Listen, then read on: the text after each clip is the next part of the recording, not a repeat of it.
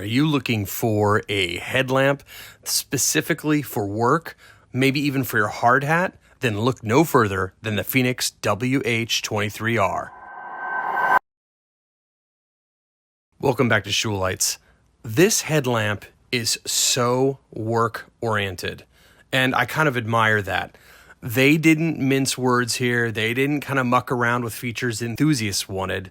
This is a strictly no frills, no mess, no fuss work light.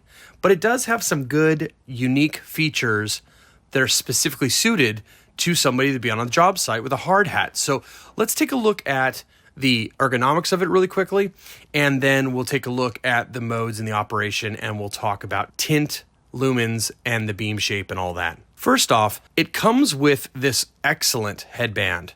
Now, this is the same headband you find on the other Fenix headlamp that I reviewed, the HM50R, and I love this headlamp. This, for me, is the one that I grab anytime I need a headlamp outside, simply because this band is so dang comfortable, and then the headlamp itself, the actual metal part, is so small and diminutive. You use a really tiny battery. It's only about 80 grams, so I love this guy. I can wear it for a long time without it giving me any kind of hurt or aches on my head. Now, I have headlamps that have the top piece. You know, I gotta be honest, the top piece does keep it from sagging, but it kind of gives you a reverse mohawk on your hair. And I mean, maybe that shouldn't matter, but I just don't like it. And the other thing too is if the headband is comfortable enough, and notice that there's this grippy like ring right here. This one has it as well, of course. And if the bulk of the headlamp right here is light enough, it shouldn't slide. It shouldn't need that over piece. So I love this strap, and it's the same one they used on here. So kudos to that. This headlamp, the WH23R, is about 120 grams, so it's definitely not heavy. There's a lighter headlamp than most, but it's still a little bit heavier than this one right here. Notice it's a high-vis yellow, which is perfect for on the work site. And I also want to point out that, sometimes in your hard hat, you're going to slip this right over, but you can also remove this band, and this is a standard shape that will click into holders for some hard hats. So that's a cool thing there. You can click it onto the front. It's water resistant, impact resistant, and notice that it's pretty much plastic all around, which I consider a good thing. This headlamp is aluminum and mostly metal, and that looks really classy, but you know what? Metal bends, dings, and it can have corrosion if you're exposing it to chemicals or water, whereas plastic does actually a little bit better. So this is a better choice. Also, I like that there is a clicky, watch this. See that? There it is. There's ridges on the back that kind of meet up with the back plate here. And so you can securely position it at any angle through about, 120 degrees, something like that. Maybe 100 degrees. It's pretty cool. Let's take a look at the UI. You've got a dial over here, which has a button, and this is just a hinge here. This doesn't do anything. But this dial here and the button is the full operation of the UI. And at the bottom here, you have a battery readout. So when it's off, if I just push the button in once, it's going to read what the battery readout is out of 4 lights. And this is 25% each. Now that's how you read it out. And down here, you have a flappy doodle for charging. It does turn out of the way, and it's a USB-C port. So you charge it right in the light itself here. Now, unlike some of the other models that Fenix has, this one doesn't have a way to get the battery out. This is sealed, maybe for water ingress reasons, maybe just for design, I'm not sure, but there's no way to remove the battery that I can see without at least, doing something weird like removing screws and trying to break warranty. Now, the UI is super easy, and you get to operate 2 LEDs. One's flood, one's throw. There's no moonlight, there's no strobe. This light is 3 modes, low, medium, high. That's it. And there's not even a turbo. And the reason why is because you're not going to like turbo while you're working. You're not going to overheat a light on your head. So you get low, medium, high. That's all you get. So what you're going to do is you're going to turn this dial. And if you look on the side here, there is kind of screen printing to show that right now we are in off. And we're going to go to spot first, flood, and then right here, this mark is denoting a spot and a flood combined. So that's it. You get spot, flood, or both. So if I turn it, there's the spot right there. Now the light just went off. I'll talk more about that in a second, but there is your spot. Then I'm gonna turn it one more. You're gonna get your flood. Let me turn this down so we're not blooming the camera. And then if I turn it one more, you get both. Okay, so flood, spot, off. When you hit a light, like this spot here, then when you push the side button in, you're gonna cycle between low, medium, high. So low, medium, high, low, medium, high. And you can cycle as fast as you want. Low, medium, high, low, medium, high. I mean, you can just tap this as fast as you want, which I like. There's no delay on that.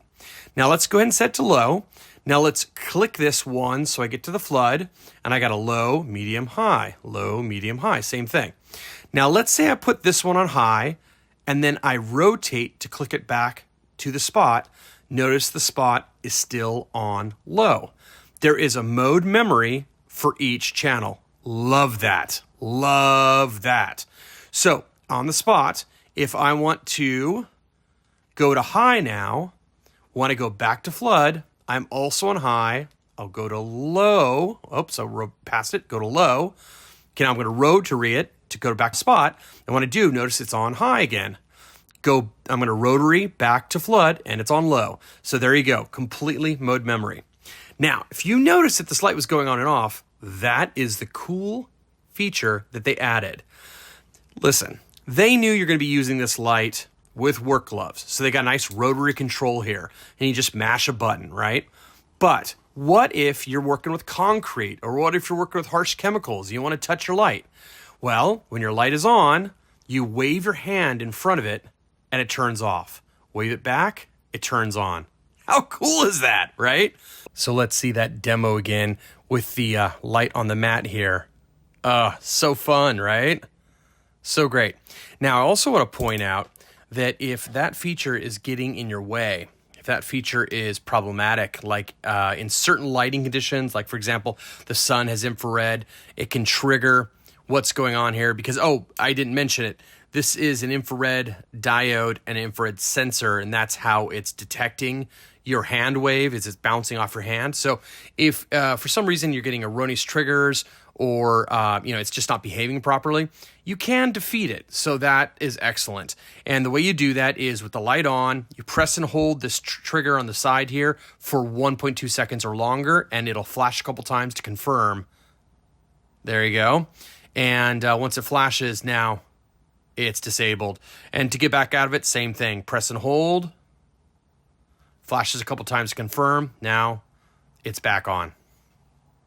Now let's take a look at the beam shape, and we'll talk about then tint and lumens.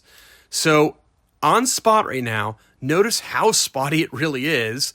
And then when I rotate to flood, there is the flood. So you can see the flood is very floody, and the spot is pretty concentrated. There's still a spill on the spot, so you're not left with just a hard hot spot, nothing else, but the beam is quite differently.